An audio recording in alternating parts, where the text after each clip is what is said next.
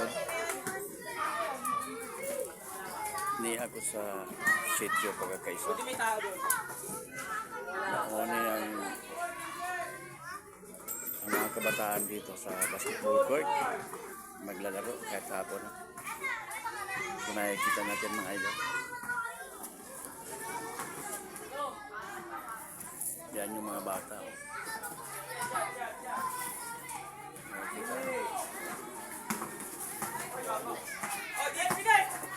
Ito yung simula ng 2005 January 1 New Year. So ngayon may kanya-kanya kahit saan ako pumunta. Talagang ngayon lang ako lumabas mga idol. Kasi nakita ko sa daanan ang dami. Ang daming mga alak. Nakakaya naman kung hindi mo tanggapin, kaya hindi na ako lumabas mga idol. Kaya pasensya na sa mga manginginom. Graduate na ako dyan, mga kaibigan. Kasi naisip ko kung ipagpatuloy ko pa yung pag-iinom ko, paano nasa linya na akong 60s pataas. Running 63 na, diba? Pagdating na November, automatic 63 na ako. Thank you Lord. Talaga naman. Ang buhay hindi napagkadali Marami kang dadaanan, mga suffering. Mga pagsubok na dinadaanan na kailangan. Kailangan talaga ang pera, bawat kilos, pera. So pag wala kang pera, medyo malungkot at matamlay ang katawan, di ba? Tama ba ako, idol? Kaya kailangan hanapin natin yung pera, andyan lang. Kasi ang tao, pag walang pera, akala mo, lahat ng sakit nasa kanya na. Ang tamlay, hindi masaya. Iba talaga yung mayroong laman ang wallet mo. Iba talaga yung may laman yung bulsa mo. Pag may lumapit sa'yo, madali mong mabigyan. Pero pag wala kang laman yung nasa wallet mo, idol, medyo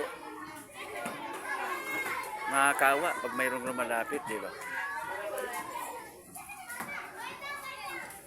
Kaya ngayon, idol, nanonood na lang ako dito sa mga naglaro mga kabataan. Kaya pinapanood ko sila kasi masaya sila. Wala silang problema. Yung 2005, enjoy na enjoy sila. So yan. Dito ako ngayon sa stage ng Zone 1A. Hindi pala, Zone 1B pala ito dito. Zone 1B. Kaya marami dito pinilit sumaya.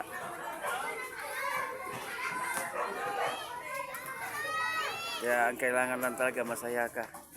So, tatakbo ang oras, tatakbo ang araw. So, marami ngayon ang talagang maghanap buhay.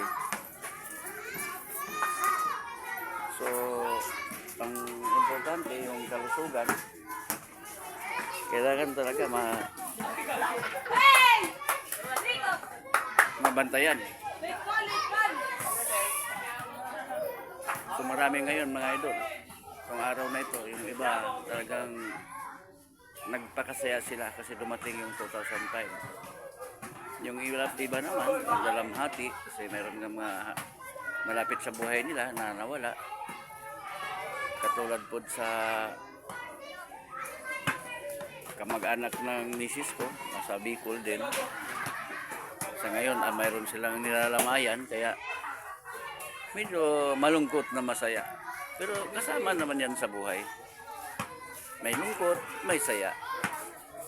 Pero nga, sabi ko nga, bakit natin pipiliting lumungkot? Tatanda tayo niyan. Ang kailangan talaga maging masaya ka kasi yan lang yung tanging gamot na libre, yung masaya ka. ngumiti. Libre naman, walang bayad. Kaya mga idol, sa January na to, ituloy-tuloy lang natin ang paggawa, ang paghanap buhay para sa pamilya natin. Bawat isa, kailangan nating mabuhay para makakain. Tama. So yung iba naman, nilalapitan ko kung gusto mo ba sa hanap buhay ko na lifetime ito. Ang kailangan lang pagdating sa sweldo, hindi yung nakapix yung sweldo. Ikaw yung gagawa ng sweldo mo. Magkano ba ang gusto mo sa kumpanya ko?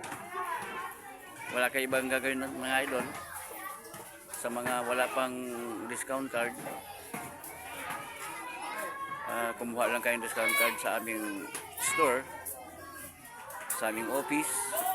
So marami yan, Luzon, Visayas, and Mindanao. Kaya yan ang kagandahan yan.